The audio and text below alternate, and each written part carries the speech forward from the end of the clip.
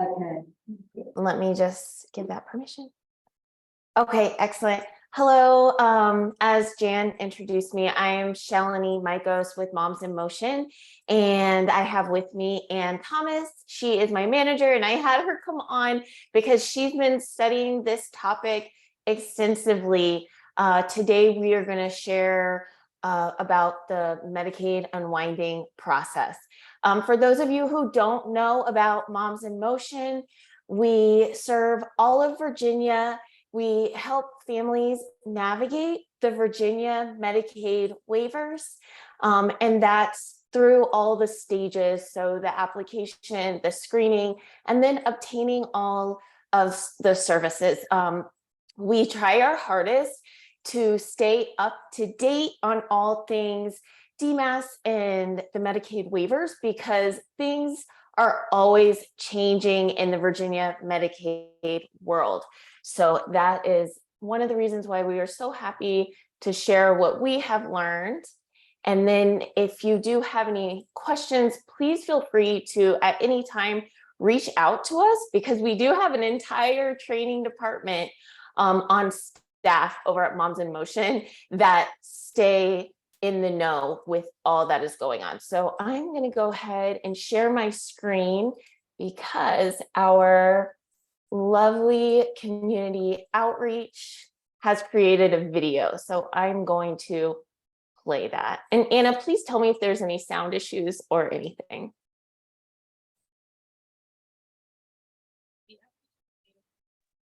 Just turn it up, Shalini, I think. You might want to start over so you can turn it up. Let me see if I can. When you shared your screen, did you say share sound as well at the bottom? Let me see. So you're gonna have to unshare and then. Okay. See, we practiced on Google Meet, not on Zoom. Uh-oh. All right, let me see. So when I hit share. And then at the bottom. Oh, I see it. Thank you so much for that. That's why we have Rajan here. Oh man, he's amazing. Okay, and then I'm going to, oops, wait. It wants a password. Share your computer audio. Please restart your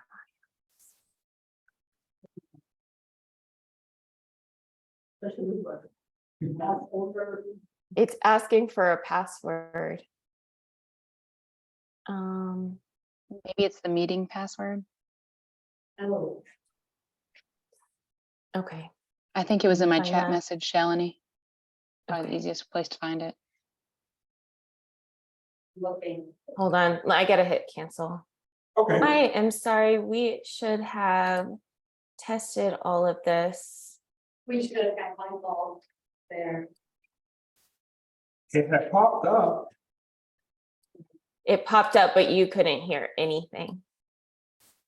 All right. Let me try. H33 8588 7284 is the meeting ID. Here we go. Yeah, it didn't want the meeting ID. I'm not sure what password it wants.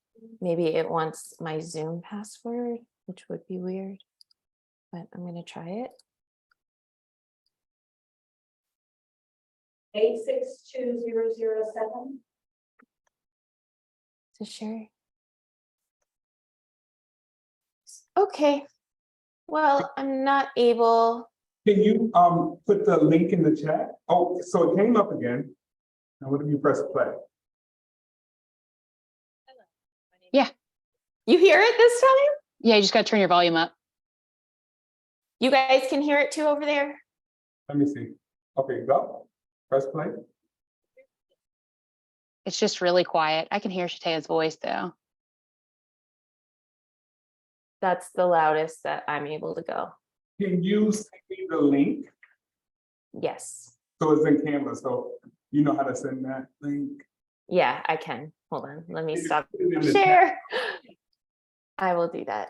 Thank you so much for your patience. Let me go ahead. People can access copy link. I'm going to put this in the chat. Paste. There we go. Okay.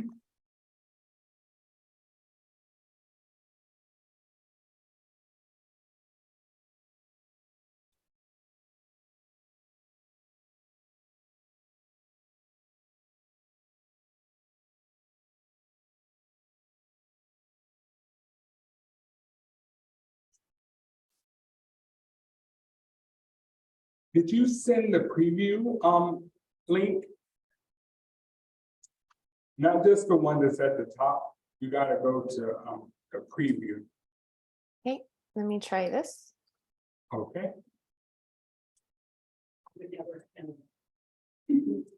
Share link to watch. That's what I sent. Okay. Let's put that in here. There we go. Okay, now let me share this. Share sound. We're making it happen. That's what we do here. Okay. Hold on 1 minute.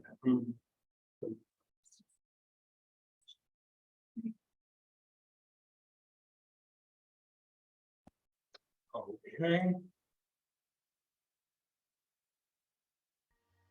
Hello, my name is Shatay Williams, the Outreach Coordinator for Moms in Motion, and I'm here today to talk to you about Medicaid Unwinding, what you need to know, and how you can prepare. During the early days of the pandemic, federal law required that no one be disenrolled involuntarily from Medicaid or have their coverage discontinued, even if their eligibility would have otherwise changed. Virginia initiated its first month of redetermination beginning in March. Remember, this is a year-long process, so not everyone will have their renewal completed in March of 2023. Virginia plans to do renewals in batches on a monthly basis over the 12-month unwinding period. How many people will this impact, or what will the impact look like across the state? In Virginia, Medicaid enrollment grew during the public health emergency to more than 2 million individuals. Children and family enrollment grew by more than 160,000 individuals between 2020 and 2022 in Virginia alone. During the unwinding process, the Department of Medical Assistance Services, referred to as DMAS, estimates that nearly 14% of members will lose coverage. It is estimated that a loss of coverage will occur for nearly 146,452 of Virginia's children during the unwinding period. So, you may be asking, why on earth would I lose coverage? A percentage of those who will be disenrolled will be wrongly terminated for administrative reasons, such as not receiving their mail or failing to return their paperwork on time. Others will be dropped because they are no longer eligible for Medicaid. Perhaps they gained a better paying job during the pandemic or no longer qualify under the income requirements. Stakeholders from DMAS and the State Department of Social Services have been working diligently to prepare a plan for how their agencies will handle this undertaking over the 12-month unwinding period. DMAS is currently working on a way to list your coverage status in your MES portal. Here are a few things that you should do to prepare starting March of 2023. Take some steps now to ensure that you get the information that you and your family need to stay covered. The first and most important is to keep your contact information up to date and report any changes to your address, your email, your phone number to Virginia or to your local Department of Social Services. If your local DSS has all the information needed to complete your renewal, the process will be done automatically. If this is so, you will receive a notice in the mail telling you that your coverage will continue for another year. If your renewal cannot be completed automatically, you will receive a paper renewal form in the mail. This means you must take action to renew your healthcare coverage.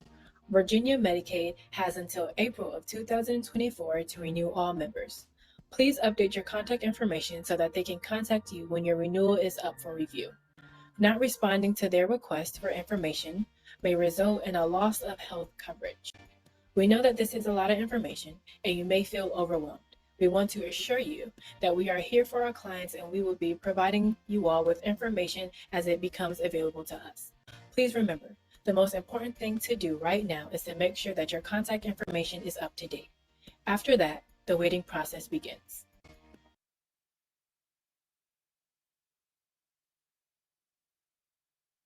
So after this, like, you can keep it rolling. I just have some frequently asked questions that are going to come up over here.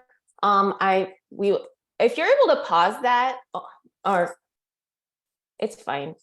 But this is a big one. This number, the Cover Virginia phone number, for those who are just maybe struggling with any questions, this could be the best place for them to get answers. And then that page that we just missed, that graph, I know for me, when I was trying to figure out the unwinding process and the timeline when someone was going to get notified, this just kind of simplified it for me, that Virginia they have a big window. So if you didn't get your notification just yet, it could still be coming. And I think the biggest and most important takeaway is to be checking your mail. Even we find with the Virginia Medicaid waiver services, a way that services can lapse can be something as simple as a family not checking their mail and updating their information, as in their address and their phone number, things like that. So checking your mail is a really big one. I see the screen's a little blurry, but we would love to hear, like I said, I have Anna Thomas on, and we would love to answer any questions that you may have or anything that maybe we missed in this video. And Shalini, if you don't mind, I have a couple things that I'll point out just in case they don't have questions yet. In case you're thinking of a question, I thought of a couple of things that I was like, well, this is going to be some good stuff to add in right away off the bat, so that it might cover some of your questions. So one of the biggest things is that a lot of, I know Jan was saying, a lot of the members that are there right now, it's individuals that have Medicaid waivers. And an important thing for those families to remember is when you're doing the renewal packet for your Medicaid, you're going to fill it out just like you did whenever you originally applied for Medicaid, where you're not going to list, if it's a child, you're not going to list the income of that family, because ultimately, a lot of the families that have children that are on Virginia Medicaid waivers, they qualify because of the fact that they're getting a waiver. They're not getting regular straight Medicaid in the sense that they have to qualify as a family income wise. So when they fill out that application for renewal, yes, they'll still have to list the parent's contact information on the top, just like normal, but they're going to list for the income and things like that, only that child's income that they have coming in. They don't want to list the family's income there. So that's an important thing. We get that question a lot. And then another thing to point out is that Virginia, the Department of Medical Assistant Services, DMAS, they have received lots of phone calls and lots of inquiries about this Medicaid renewal. So they went and took some steps to make it even simpler by employing a couple agencies to help them with the process. So there's 3 different agencies that you can reach out to for assistance. The first one is Virginia Common Help. And Virginia Common Help will help if you need assistance updating contact information. And you can call this number. It's 855-635-4370, or you can visit their website when it's time to fill out your application. You can do that online, and they'll actually walk you through filling out that application online as well. Then there's Cover Virginia. They are more of a phone assistance when you need help when it's time to renew your application, or if you need to update your contact information. So you have Cover Virginia, you can do it online, or you can call them. And then there's also the Enterprise Customer Service Center. That is kind of a third party that they have helping with this process. And they help fully with the process of doing that renewal application as well.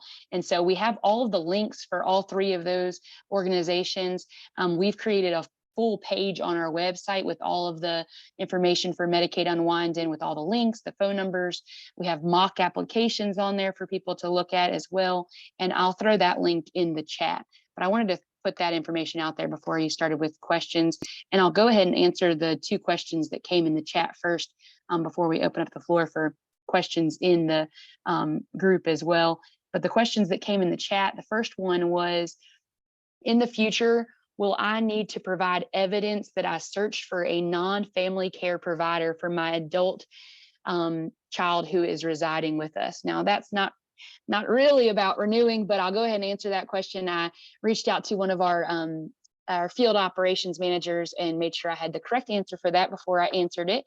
And when I reached out to her, what she said was that what we're seeing is that they're requiring a lot more objective written documentation for live-in attendance.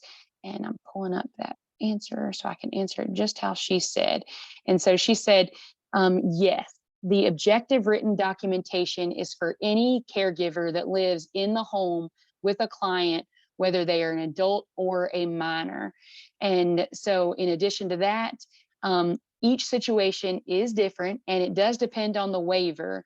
And we're finding that it is better to show the documentation so that you can cover all of your bases, no matter what waiver and no matter what the age of the individual is, if you're trying to have a live-in care attendant. So the objective written documentation is super important to show that you are needing that live-in attendant to be paid for that individual, whether they're a minor, an adult, or it's a spouse. So we're saying that that is very important for all of the families that we serve to provide that, whether they're providing it in the form of showing that they ran an ad to find a care attendant and they weren't able to, or having proof based off of medical notes from the provider, their doctor, their primary care physician, showing that it's medically necessary for that person to be that attendant for that individual. There's lots of different forms of documentation that we can submit when submitting to provide reason why they need that live-in care attendant. So that is my answer for that question. The second one that came in was, what should one expect to make sure an individual does not lose their Medicaid? And so I think that video hit on that specifically a lot. The biggest thing to make sure that you've done is reach out and make sure they have your updated contact information at your local social services office. If they have your updated address, phone number, and email, you should be good to go as long as you're checking that. Now, you can't go months at a time without checking your mail or checking your email for information from them, because there is only a certain window of time that they have to give you to fill out that paperwork and send it in. And then they have another window where they can make sure that it's correct. And then if you're not eligible for services anymore, they will provide you documentation saying you're not eligible. And then they'll give you different resources to find coverage in another way, whether it's through the marketplace or some other form of coverage. So that's the answers to the 2 questions that came in the chat. And I'm going to drop in 2 links in the chat as well. One for the website. It's going to say Moms in Motion Waiver CCC Plus. That's going to have some mock waiver applications on that page to help with that and some of the qualifications, so that if you have questions, hey, do I still qualify? You can look on that page. And then the other page that I'm going to put in the chat is for the resources for Medicaid renewal. And that is all things Medicaid renewal. As we get it, we put it on there. And we also put that out on our Facebook page as well, with the frequently asked question post. So that goes out too. So you can go ahead, and if anybody has a question, we're happy to answer. You might have to come forward though, because I don't know if we'll be able to hear if you're in the back.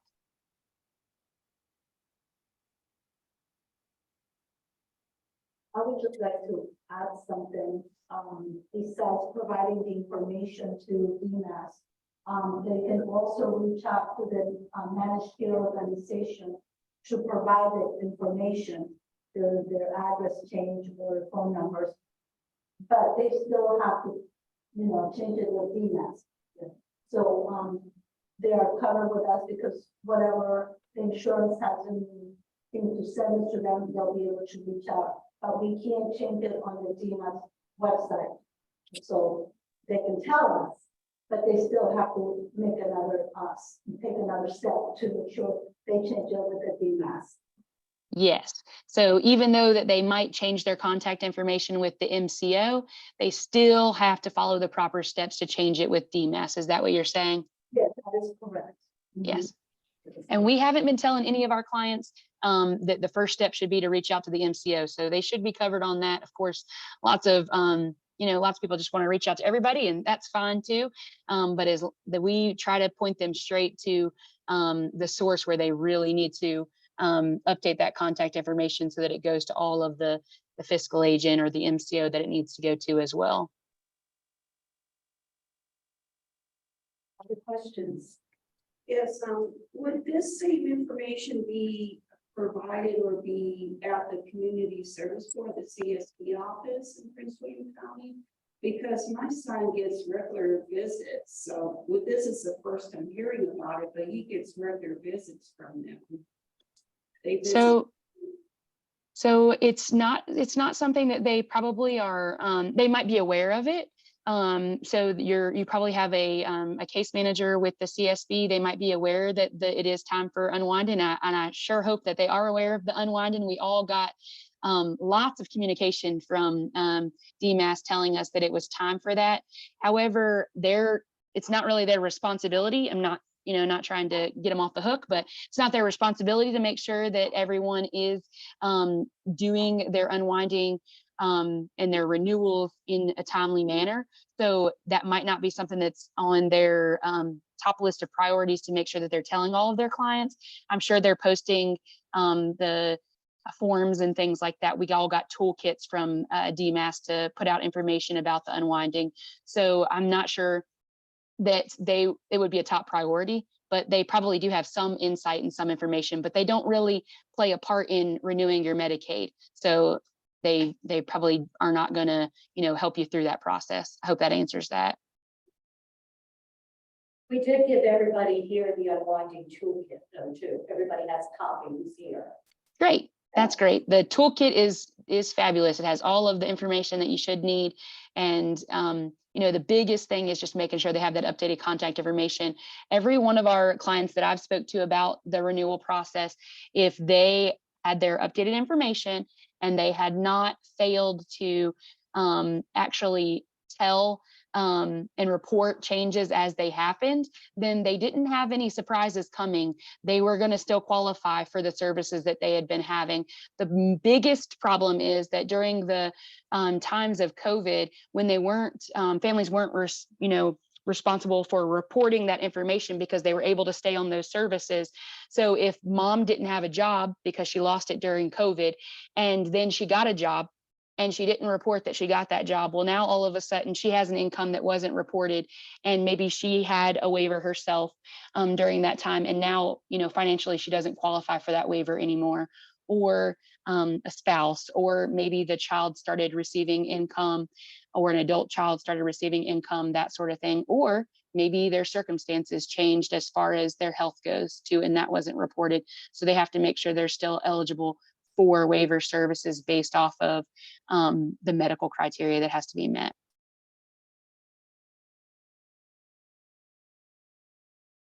You might know this question. I've heard from families that the Medicaid was renewed automatically. And then I heard from other people, other community resources that they still have to renew their Medicaid. No, just right now, some of them are doing automatically. Is that what's happening? Some families are being renewed automatically, but some people are saying, no, you still have to call Medicaid to make sure that all information is correct. So it's a little confusing, Yeah, definitely. I think what you're referring to is there's what's called an ex parte a portion of the renewal. And some families are auto renewed based off of information. When they filed their taxes, they were able to say, hey, I'm okay with you giving this information to the state if I'm on services so that they can auto renew me for those services. Now, if you were on regular straight Medicaid, where it's based off of your financial income only for that household, and so the whole family's on Medicaid, then that ex parte would work, because that person's not having to qualify for a waiver, which is completely different than a family qualifying for Medicaid based off of their financial situation. So if a family qualifies for Medicaid based off of the finances of the family, and then they might be being auto renewed. But if one of those family members has a waiver, then that individual is going to have to make sure that they still qualify for that waiver. They might still be able to keep Medicaid based off of the financial aspect and situation of the family. But if they don't still qualify for a waiver, they could lose that portion. They could lose their waiver. Does that answer that? Okay, yes, thank you very much. You're welcome.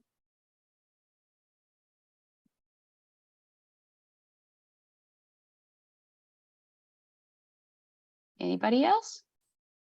Does anyone that's online have a question? You can either write it in the chat or unmute and ask your question.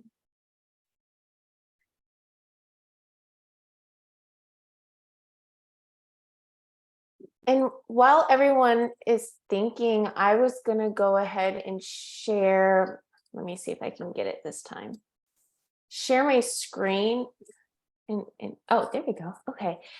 So this is our website, momsinmotion.net, that Anna had mentioned. And let me see if I can make this bigger. So when you're over here, if you scroll down right over here, we have a big Medicaid renewal announcement. And Anna was talking about the mock applications, but right over here, click to learn about Medicaid Unwinding. There we go.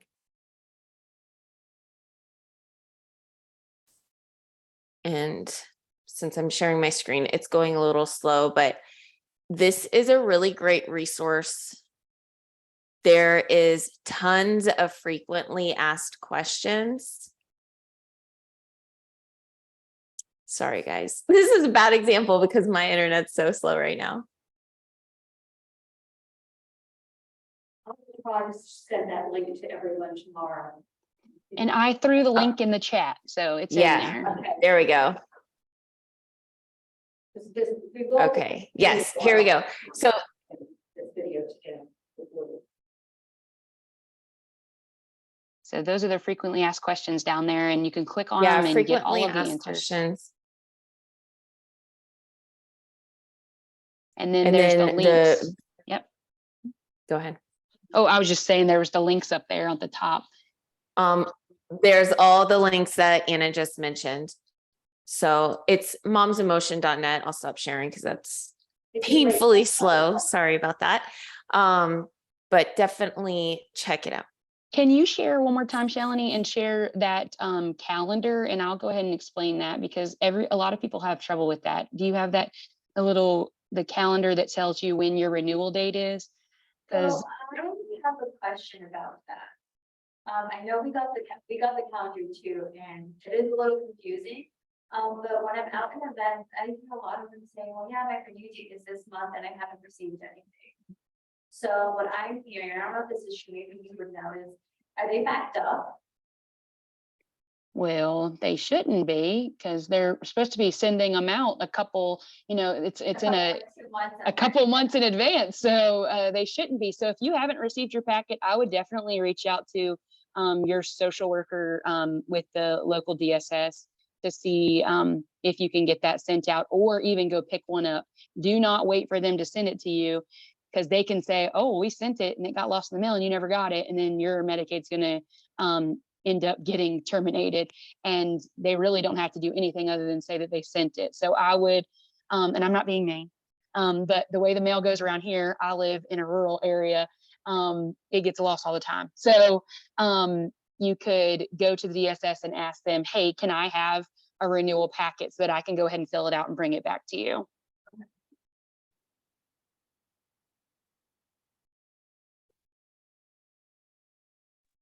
Anna, sorry, what was it that you wanted me to share? No, that's okay. That little box that was blue and white that Okay, shows that's the what I dates. thought. Yeah. I know whenever this first came, our whole leadership team for her moms was like, what is this? This doesn't make any sense. Okay. So this is the renewal calendar that we were given, that all providers were given so that they could tell their clients when they should be expecting it to be time for their renewal. And so if your case renewal month is in the middle category, so it fits in the middle category of the B category.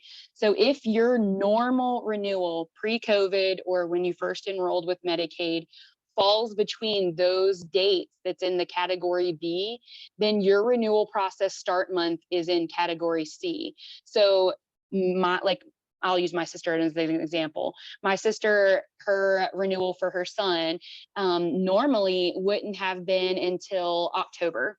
But if she looks at this now with the new unwinding, then because it would have been in October of 2022, then she would go to line 10, and that would put her between June and October, which means that she's now not going to expect to start her process until December.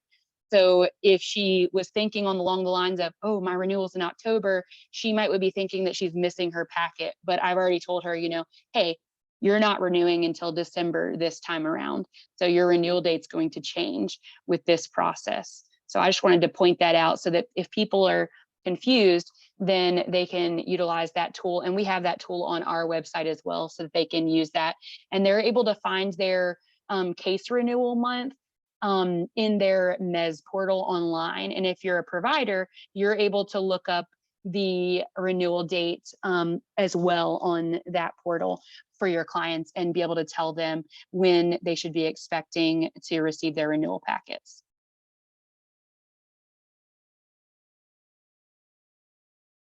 Thank you for explaining that, Anna.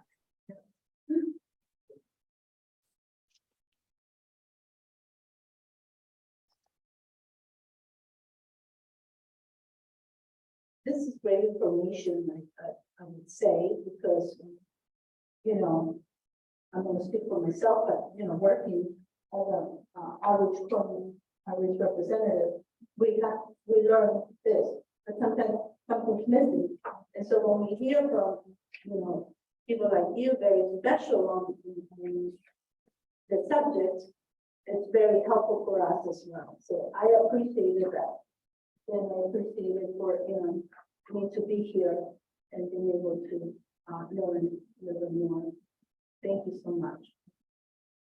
And Thank you for having me. if you have further questions, you can email either Rashawn or me, and I will reach out to Moms in Motion.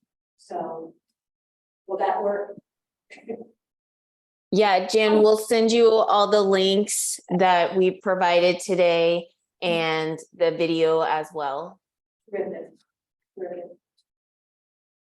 And Shalini, if they'll just email you the questions, if you have any questions, you can just Yeah. reach out to me if you don't know it. So that's fine. Perfect. Thank you to both of you. I'll ask last call for questions.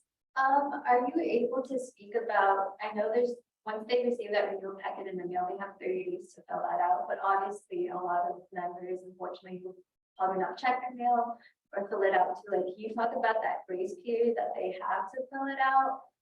Because I know there's like certain timeframes that they can still be renewed, even if it's past those 30 days.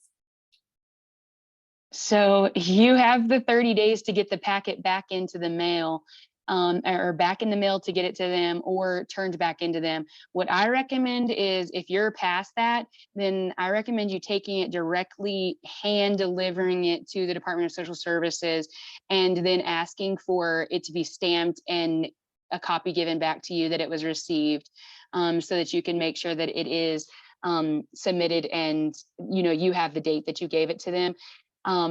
All I know is that you have the 30 days to fill it out and return it. Then there is another 30 days where they are going to be, looking over the application. It's a 3-month process. So there's a 30 days that you have to fill it out and send it back. And well, depending on when you get it, within that 30 days, you have time period to get it back to them. Then they're going to have another 30 days where they're going to run all that information and see if you qualify. And then they're going to send you a letter and they're going to tell you a date when you're going to term. Now, we thought it was going to be the end of the month, but I don't know that that's set in stone that it would be the end of the month, but on your letter that says that you're terminated, it will tell you an end date if you are termed. Now, they did tell us when we talked to DMAS, they told us that if you're terminated and maybe you shouldn't have been, so in your case, maybe you received the application late and you have to turn it in and it's going to be late, there's a window of time whenever they'll go back and make it retroactive. So yes, you might not have services during that time, but I think it's 90 days that they'll go back and make it retroactive for that 90 days to cover. But if it goes past that window, and I would talk to your social worker to make sure that it is 90 days. If it goes past that window, then it will not go retroactive. You could have a lapse of coverage of a month or 2 months if you go past the time period they give you on their paperwork to send it back. A lot of good information there. I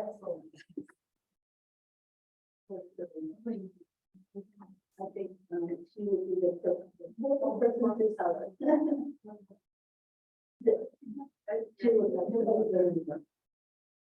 She's asking about the waiver What it is. and what it is. Shalini can do that one for you. Asking what the waiver is. Yes. Yeah. So you can just do our do our little brief the Virginia. Yes. Okay. So the Virginia Medicaid waiver is a state program, and each state does have its own programs, but they're all kind of different. So the Virginia Medicaid waivers is for families who are caring for a loved one with a disability, and there's a couple different kinds of waivers. There's the DD waiver along with the Cardinal Care Plus waiver. These waivers are not based on household income. They're based on the income of the individual with the disability. So what we do at Moms in Motion is when a family calls us, because there is a couple different options. There's also a program called the EPSDT program, and that is based on income because that's for those with straight Medicaid.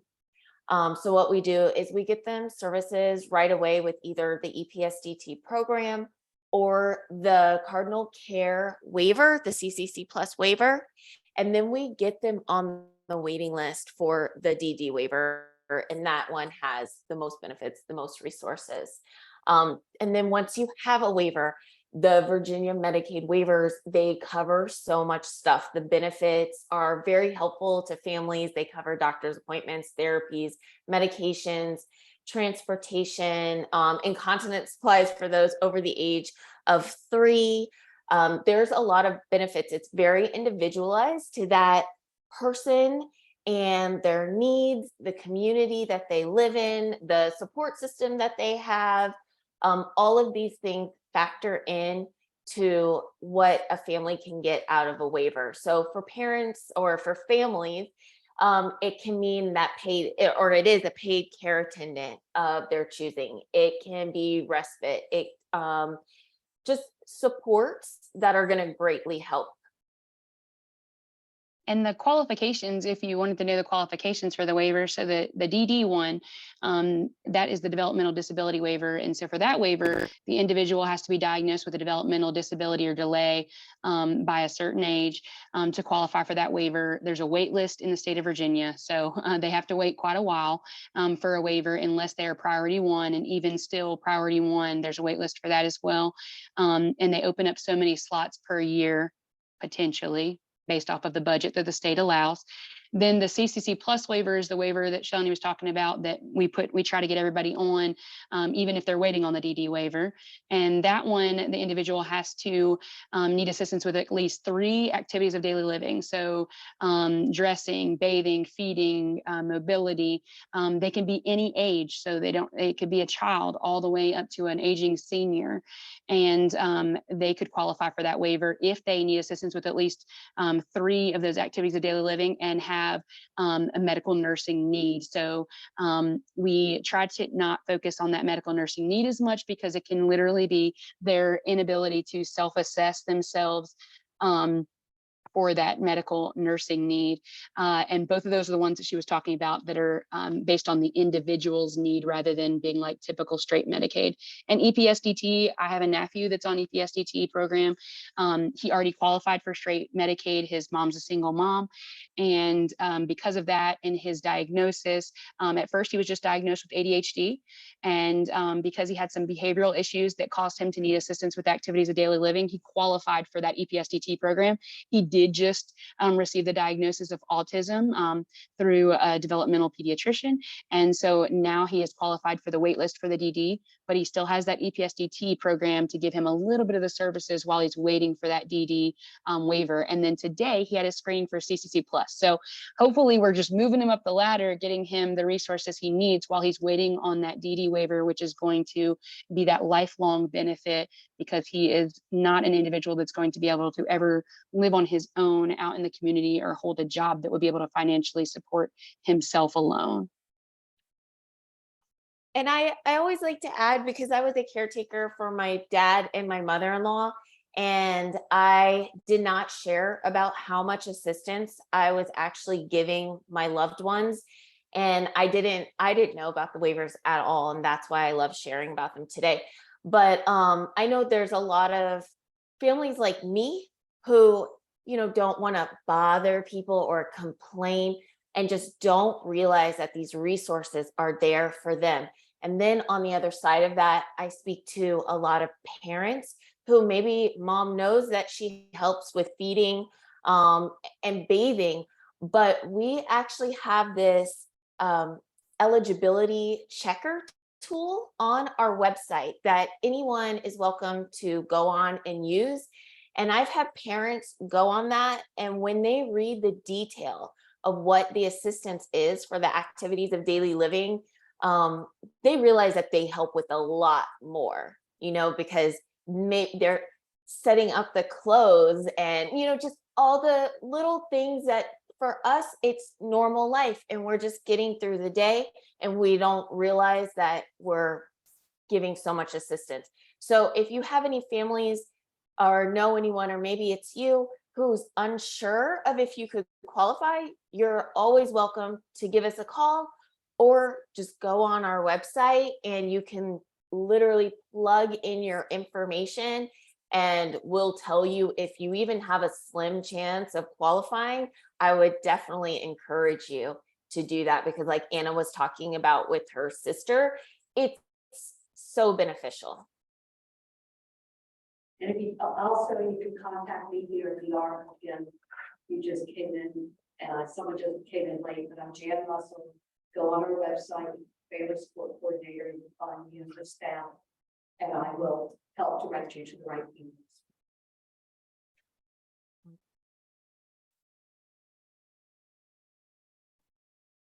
I know it's a lot of information to take in a short period of time. Any other questions? How do we make sure that we know what our renewal date is? Or where do we find that information? So if you log into your Medicaid, the Medicaid portal, you should be able to see your renewal date on there. And that was that little chart that we shared just a little bit ago. If you look at your renewal date that shows on the website, you'll be able to plug that into that chart and see when it is that your renewal is going to be during this unwinding process. Okay, thank you. You're welcome.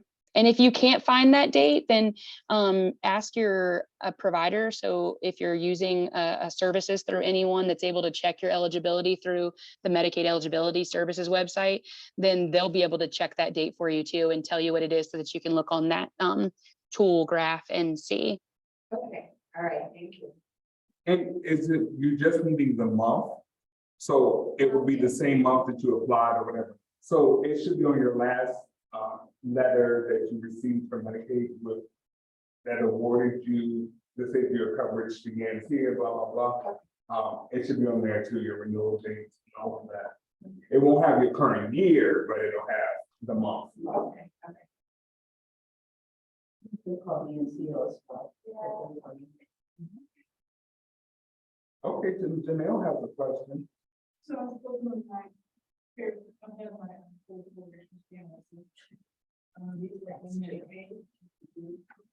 I spoke to one of my coworkers here, I work here as well, Mr. Stan Russell, Meaner, who's out there, she's been using a lot of resources about everything.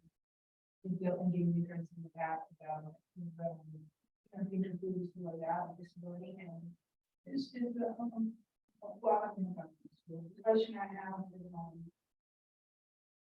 based on hearing, there's not too many resources for me. I'm in a situation where eventually, right now, my in the craft, I may not be able to qualify for some things for expenses and stuff. I don't know if I'm going to receive Medicaid on one side of the that side. The main thing now is on Medicaid is if I receive I'm not over income, but a lot of income where I can't even give one and basically another. Which I think when my parents and I have to maybe not have the ability to get Medicaid. Just because they see me as still a person who's not fully getting that has a high function. So all I'm saying is how can I get Medicaid and we're going to do based on what we're talking about today and then having gave us information, what can I do to give you something to help help some needs that I have. Did you hear her, Anna? I Oh. didn't. I'm sorry. Oh, so she said, can you hear me? Yeah. Okay, Yeah, that's because I'm yes. sitting right by this microphone. So evidently it's a thing with income.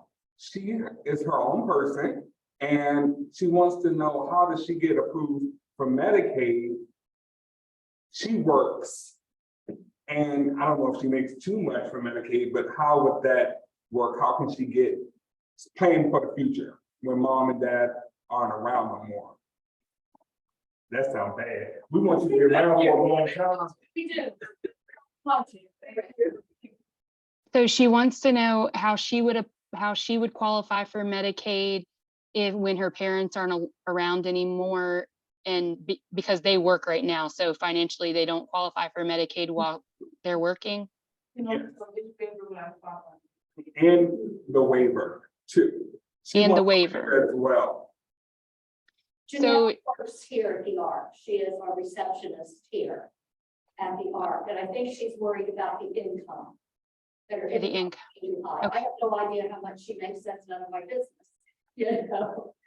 Yes. So, Chanel, you could definitely reach out to Shalini.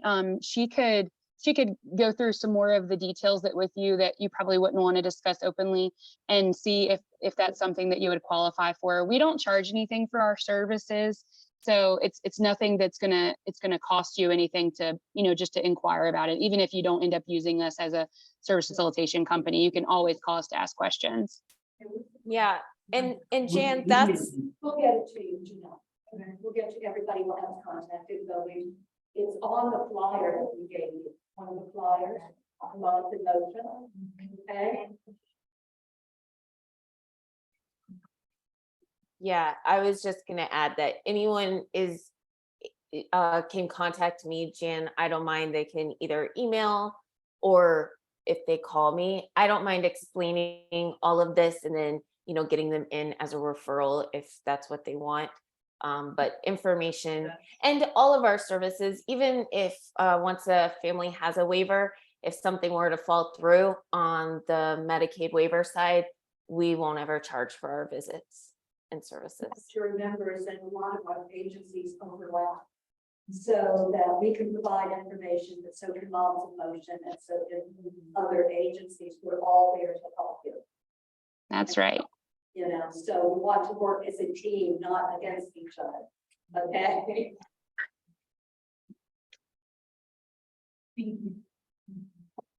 I also have a personal situation where I was made to fill out the appendix D.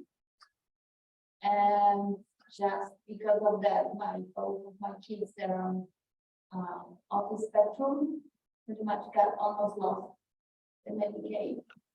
Because of my husband's age, they wanted me to fill out the appendix D, states how much I have or what we have. We don't have much. And they were like, no, even though the income was qualifying us as a family, but just admitting and actually sending the copy of recent bank statements. Can you repeat that But one? It took deeper explanation that pretty much my husband's account is the self-employment, that's the business account, and my account works as a family. And then the situation will clear out. But, you know, I know there's a lot of family that they never been asked about. And they don't have kids with disabilities or anything like that. Or, you know, it's, I mean, I wish I could work more, but, you know, having 2 kids with disabilities, there's only so much you can make and so much you can do. That's a lot of information. Yeah, just like I said, my husband turned 65, so they wanted me to fill out the appendix D, which I did. That's the one that asks you if you have a boat, extra houses, how much do you have in the bank, how much money do you have at home, and send a copy of the bank statements, how much your cars are being worth. So Every asset, yes. Every asset. I used to process benefits and I used to hate sending the appendix B, but it's like generates automatically. When you put ages in there and like that, and they already know all the information because there's a system that allows you to see everything. I know every car in your name, I know every house that your name is on. It's crazy. So it's pretty stressful. Well, my daughter had to have the surgery at that time, and I had to work, and it's like a lot of stuff. I was just pretty surprised about that because they have our social security numbers. They can look into it. Yeah. My husband's account, it's the business account name, which is not doing that good recent years. So that was really stressful. While, you know, to be honest, you know that there are some people there that shouldn't be there. That's how I feel. Yeah, So are you saying that because her husband is 65, so he's a Medicare? Yeah. Does that have to do with something with that? Yes, and it automatically like prompts you to go to that screen. It automatically generates, yeah, it automatically generates that. And I only had, actually, the funniest thing was after filling out initial renewing process form, I've got another one, and it was very confusing couple of days, and then I realized I only had like week and a half. It was already 2 weeks past, it was the Memorial Day. I called the office and they said, oh, it's too late, you have only 2 options, do But you can the always, process again or appeal. you can always ask for an extension.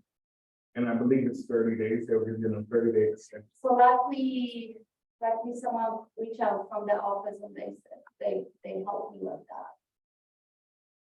Oh. They're really processing the forms for this redetermination. It's at that, because for 3 years they didn't have to do this. And so they work and have money and, you know, whatever. So now that they stopped that, they can't put the same income that they had 3 years ago. Now they have to make sure that they're shown. And so that's why people are also dropping from the Medicaid. And they want to make sure that when they apply the first time, within the 3 years, it's really what they really have to what they have now. So they're really checking that process, you know, the qualifications, and a lot of people dropping. But it says here, I was reading this, even if you think you're not eligible or you pass those 30 days, they definitely still send in that paperwork, you know, there might be other programs that you know. So even if you think, oh, it's too late, I need too much, they'll submit it. Because if you pass those 90 days, like they were talking about, then you're gonna have to apply. You're applying to apply. Because you start at point A, Yeah. all over again. Having to fill out the appendix D just because of I haven't running that age. Yeah. That was stressful. And like I said, they had the social, they could go everywhere. It wasn't that much. But they still require, They it. want I know, I to do that. don't get mad at the case, but I used to be one. It's a hard job. I tell you, Social Security is really having SSI, the backup on that is long, like really months. I'm finding, sometimes people never get a call back. They say, oh, we'll call you back in 10 to 14 days. No, it's been 2 months. Yeah. Never. I just keep saying, keep calling, particularly if it's the Manassas office. I'll be specific. They are renowned for not being a good office. I just, yeah. So, Actually, I'm not gonna say, but luckily they were really good this time. Oh, Like they were the one calling me, mailing me, which was no. And the whole process, way too much. Because it seems like it's just on the income base, unless you're, let's say, Medicare and Medicaid, maybe then they need to do that screening, and I feel like this is right, but you know, if you make only this much, all of a sudden you're not going to be a millionaire. other questions, comments? This has gone on a whole different wavelength, I think, you know, that we started with. Sure. If you were in a position where eventually, you know, if someone was to lose income in your family, or you maybe not have that income, and you still are very much for service groups, you're gonna take this is the- I'm not sure of your question. Let's talk about that tomorrow. Okay, because I think I can help with that question.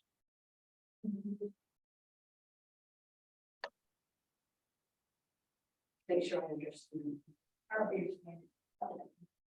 Thanks. Okay, any more questions? Anybody online have a question? Yes, hi, this is Joyce from Group Home 5. My question is, I know she did explain about how you can check who, when to do the renewal and all that. But I just want to make sure, like, when you go to the website for DMAS and you look for where you have to put an individual name or something to find when, because maybe they have Medicaid for a very long time. So I'm not sure exactly what date is the renewal. Although we'll be checking the mails and be checking when it's asking us to do the renewal. Can you just go in and plug name or some information to get to know the actual date? So you know you can plan ahead and know that around this time you should be expecting information on when to renew an individual's Medicaid. Yeah, so it would be on the MES portal, so the MES portal where you check eligibility for Medicaid to see what type of Medicaid someone has. And Okay. unfortunately, I don't have access to that website. I do outreach and marketing for our company. So I don't have access. I don't need to have access. So I don't have access to that website. So if you do have access to that website, that is where you'd be able to get that date at. And I think that one of y'all's team members, Rashad, I think he told about another way would be looking at the individual's last paperwork that they received from Medicaid about their Okay. eligibility. They could get the date off of that. It would be a month of renewal, a renewal month. Okay. MCO. Yeah, they can also call the MCO, call the customer service at the back of their MCO card, and they'll tell them when the renewal date, and they should be able to tell them when they'll be receiving the paperwork or when they'll be getting automatically reviewed. Okay. All right. Thank you. Anyone else? Speak now or forever hold your peace. Or just call Mom's emotion directly. Either way.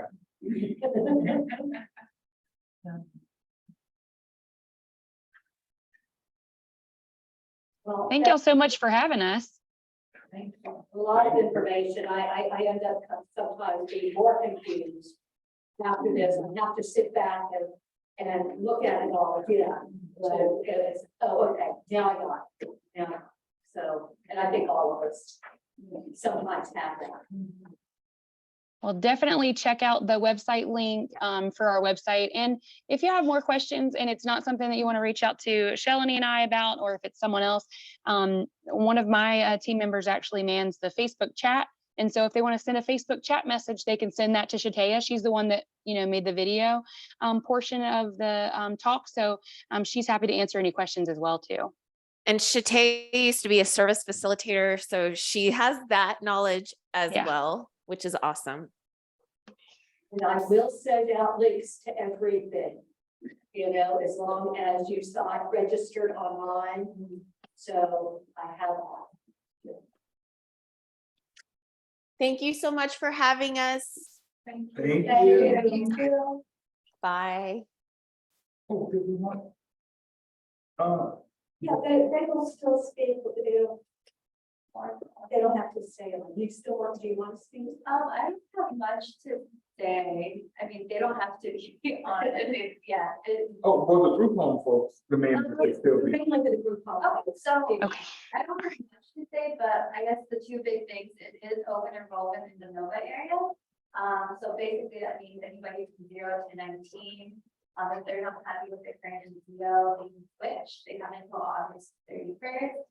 I do have some more details about what the Anthem offers. If you guys want information on that, you can go and read up on it or take a flyer. I always get the question of, which one is the best, which one should I choose? I always tell people it always depends on what your family needs are and what your children's needs are. It's never, I know some people like to go by, oh, this one has the most benefits, most of these added value benefits like that. You can definitely go with that, but I always tell people, if you already have a doctor, if you already have a specialist, see if they take that MCO that you need to switch into. Don't just switch because you see all these benefits and think that, I'm just going to take it by that. Call, do your research so that way when you switch and you have that plan, you go to the doctor and they're like, we're not. Yeah, that's always super important. My second thing is that I don't know if you have Virginia Premier. They will no longer be an MCO. They're being switched to Optima. So Optima bought out Virginia Premier starting July 1st. And Optimus is in charge, correct? Yes. Connected with our charge. Yeah. So if you're on Virginia Premier, you're automatically being switched to Optima. If you're not happy with having Optima, you have until September to switch to another MCO. And it's regardless of age or anything like that. There's no age limit. So and you'll be getting new cards and everything, but if you're not happy with it, please make a switch. Because you will have to wait until next year growth enrollment season. At least with Anthem and CAP, Patricia. Bishop with United. Well, thank you, first of all, for having us. Thank you for being here. This is a very critical time for us, for the NCOs, because Medicaid opens the doors to the families to be able to switch their managed care, their insurance. But this is the only window from June 19th through August 31st where there's no questions asked. You can change it because you want to change, you want to try something else, that is fine, right? And then if not, then you wait until your anniversary date, okay? But our goal is to inform what we have, what's out there, for you, right? What benefits do you have? What's an MCO, right? So we provide you care. We provide you care. So we have the doctors, we have the specialists, we have transportation, we have over-the-counter medicines, we have care coordinators that are having any issues, whether it be medical, family, whatever. We have the care coordinators that you can be assigned to so they can help you as well, right? We have a 24-hour nurse line for the members. You know, if anything happens, you call the nurse anytime, 24/7.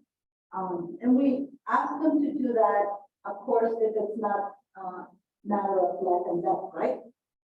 We know what it is, right? If it's something like a cold or just a little bit, whatever, you can call the nurse. But if you feel more comfortable going to the hospital, it's fine. I mean, nobody's telling you what to do. So, you know, maternity services, long care term, last, everything that you want in your insurance. Like one of our benefits, a couple of our benefits that families have been taking advantage of was, or is, the gym. We're paying for the gym. In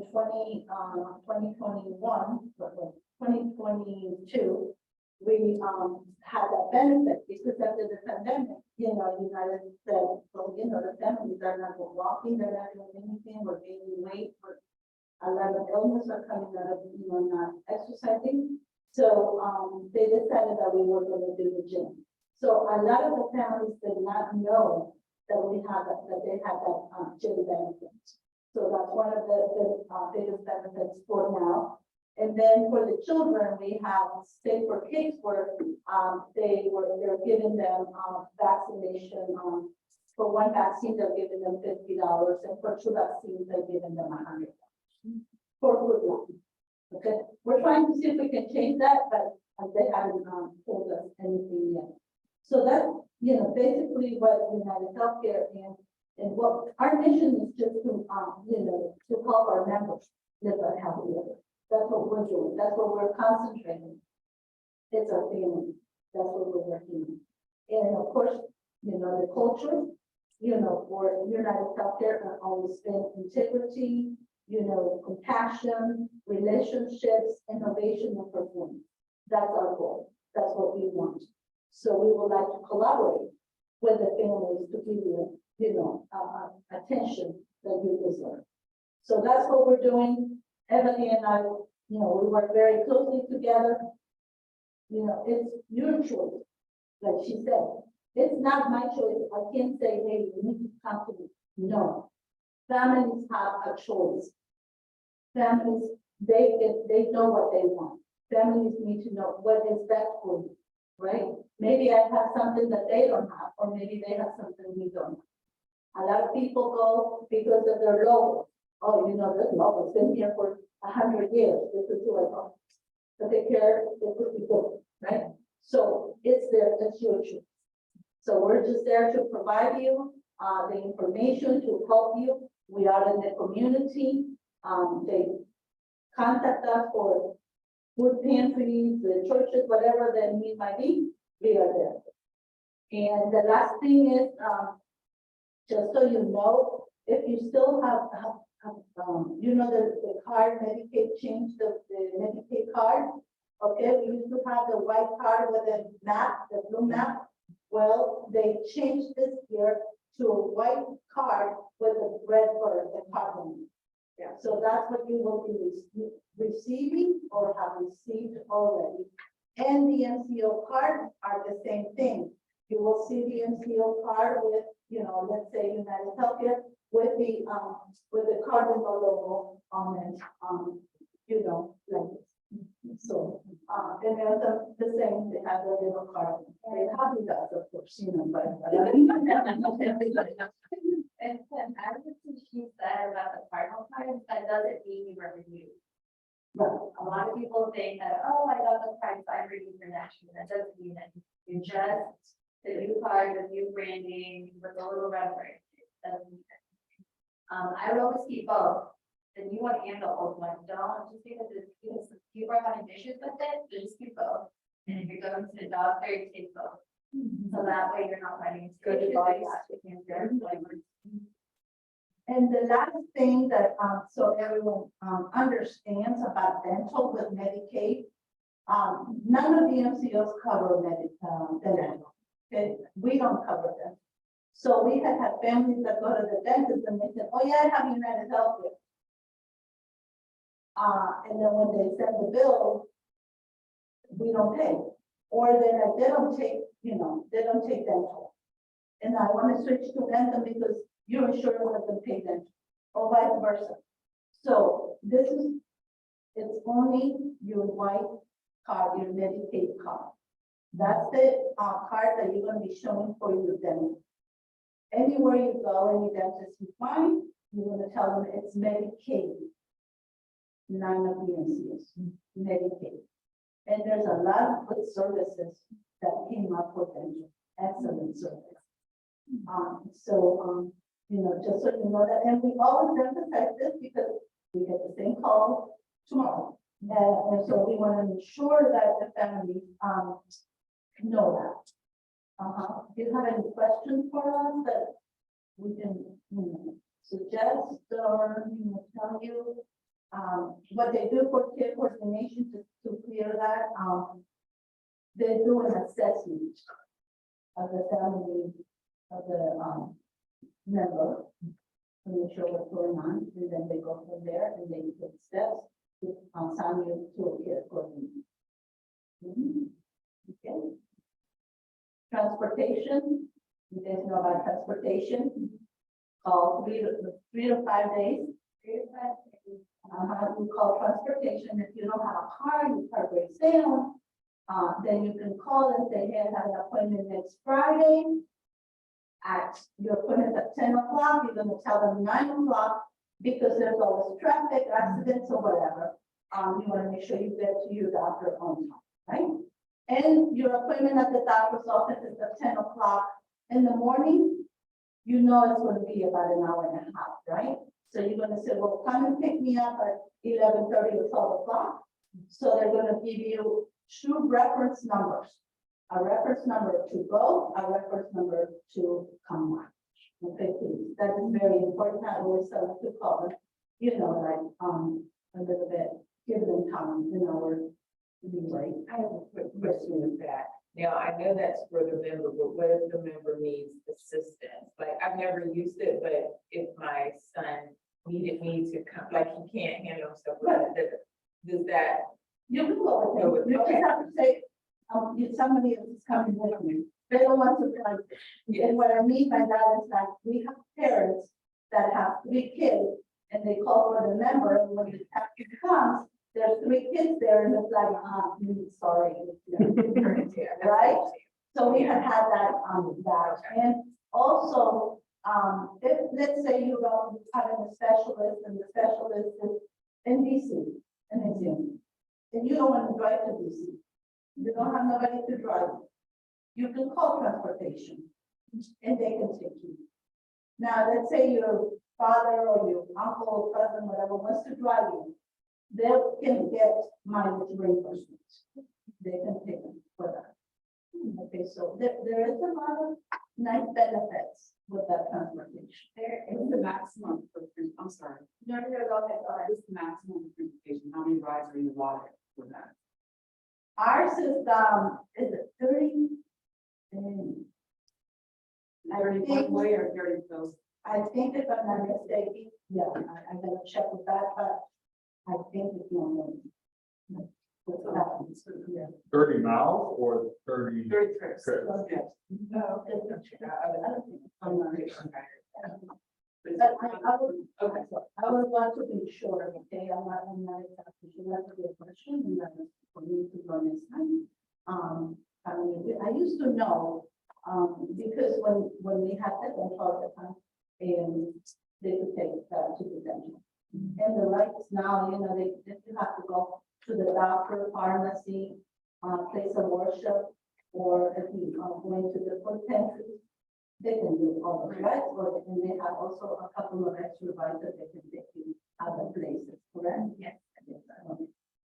So that's us, that's who we are. We work very closely. No. So I just wanted to add, yeah, so every MCO has a bunch of benefits, always, I mean, I would always say, look at the value added benefits, look who's the network around where you are, that way you're not traveling so far. See if you already have your established providers, doctors, see who they're taking, who they're not. But for the value added benefits, you have to call. I'll be like, well, I didn't know I had all these benefits, no, you good to know that I've had them for years, you have to call. And, you know, they won't come to your door, you have to go out and call to get those benefits, if not, they won't be it. So please call and use them to your advantage because they're there for you guys. Right?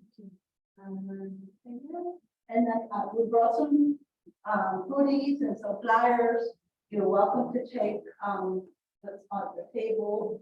If you have any other questions, I have my card, and you can take my card. I should give.